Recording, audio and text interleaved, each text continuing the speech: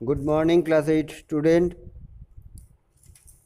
Now subject GK, chapter number first. How to conserve forest resources. कैसे forest resources मतलब वनज जंगल से जो भी संपद या जो भी चीज़ें हम लोगों को मिलता है ये कैसे कंजर्व किया जा सकता है। Number 1, regulated and planned cutting of trees. One of the main reason of deforestation is commercial felling of trees. Deforestation का मतलब जंगल ख़त्म होने का सबसे बड़ा कारण है कि पेड़ पौधा काट लेना, कमर्शियली मतलब बिजनेस के लिए। According to an estimate, about 1,600 million cubic meter of wood have been used for various purposes in the world.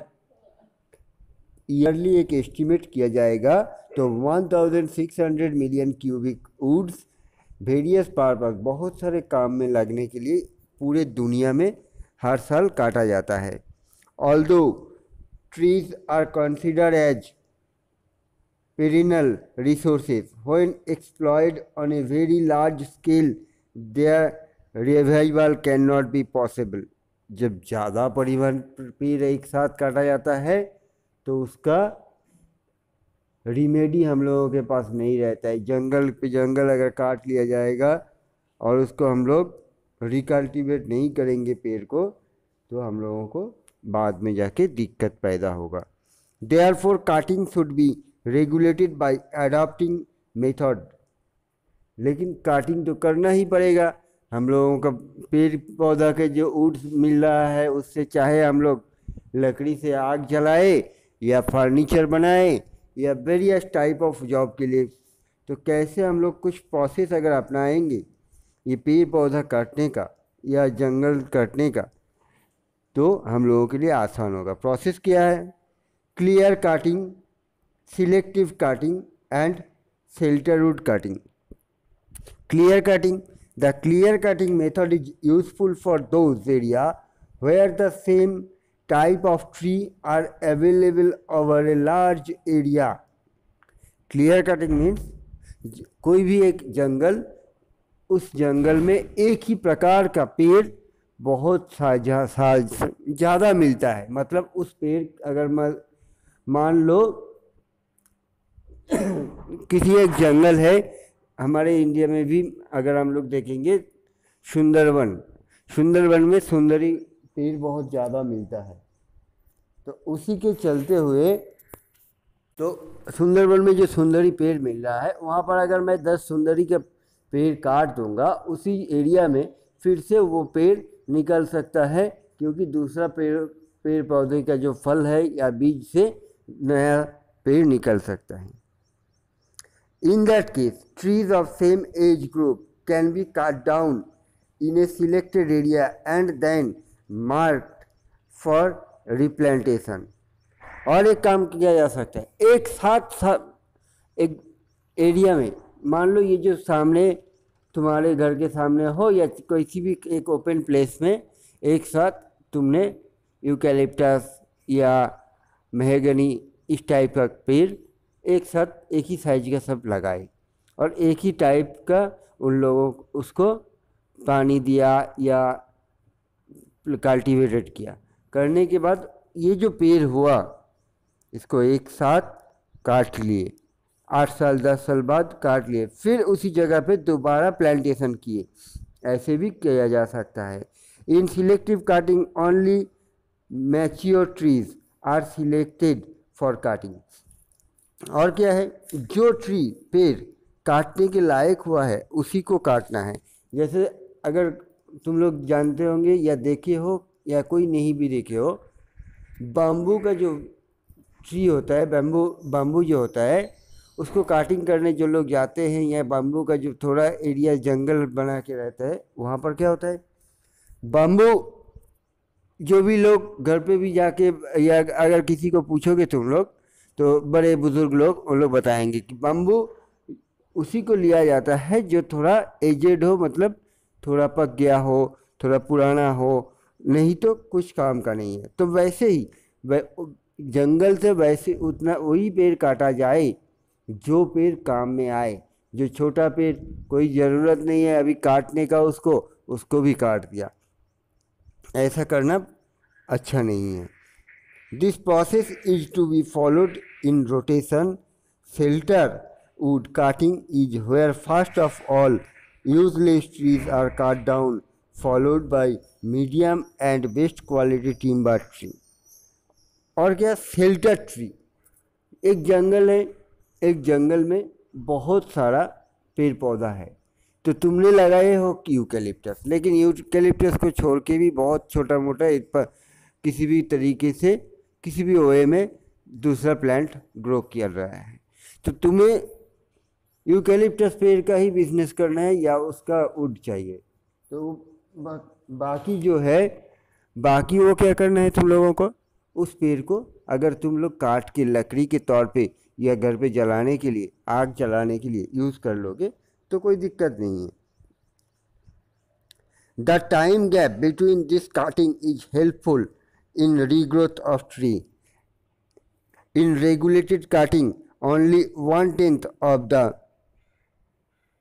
forest area is selected for use and rational system is always followed for their protection। पूरी दुनिया में सिर्फ 1/3 forest area में ही ये जो regulated cutting या ये जो प्रोसेस, डिसिप्लिन या प्रोसेस जो भी बोलो, ये फॉलो होता है, बाकी कहीं पे नहीं होता है। The forest can be managed in such a way that a timber crop may be harvested identically year after year without being depleted। This technique is called the sustained yield method adopted by many countries। और बहुत सारा country ने क्या method adapt किया, एक ज़्यादा से ज़्यादा हेवी वुड लाइक मेहगनी मतलब बहुत ज़्यादा दिन तक जीने वाला पेड़ लगा के जंगल बनाने की कोशिश कर रहे हैं। Control over forest fire. जंगल में आग जो लगता है उसको रोकना पड़ता है, इसको कंट्रोल करना होगा। डिस्ट्रक्शन और loss of forest by fire and fairly common because trees are highly exposed to fire, and once started it become difficult to control। Sometimes the fire start by natural process, by lighting or by friction between trees during speedy wind, while in most cases it is also by man either initially or uninitially। तो जंगल में जो आग लग जाता है, कुछ दिन हाल ही में कुछ बहुत नियर अबाउट 4-5 मंथ या 6 मंथ अब पहले ऑस्ट्रेलिया में दावानल मतलब जंगल में आग लगा था, जो फॉरेस्ट फायर कहा जाता है। ये नेचुरल भी हो सकता है, मैन मेड भी हो सकता है। नेचुरल कैसे, जैसे बिजली करके वो पेड़ के ऊपर गिरा, आग लग गया, उसी से पूरा जंगल में आग लग गया। और भी हो सकता है सूखा पेड़ पौधा एक दूसरे हवा के झोंके में हवा जब चलता है या विंड, उसमें एक दूसरे पे लग रहा है, एक उसमें आग निकलता है। इसके बारे में तुम लोग हिस्ट्री में पढ़े होंगे जब स्टोन एज के टाइम लोअर क्लास में।